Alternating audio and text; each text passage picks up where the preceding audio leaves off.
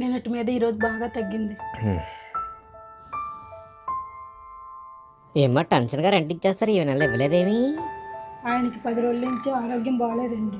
ఆయనకి బాగోలేదని మమ్మల్ని బాధ పెట్టకూడదు కదమ్మా. ఓ 2 రోజులు ఆగండి, ఇచ్చేస్తాం. సరే అమ్మా.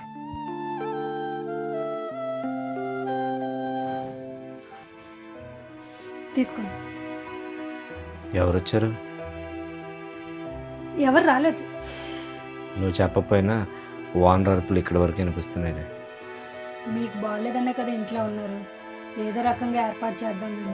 మీరు రెస్ట్ తీసుకోండి. అమ్మా మీరు తింటూ ఉండండి. శ్యామ్ వచ్చినట్టు.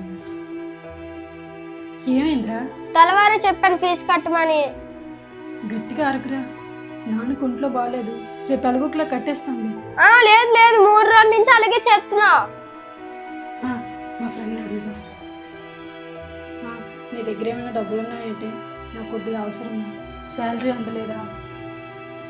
సరేలే. రేపు ఖచ్చితంగా కట్టేస్తాను నాన్న.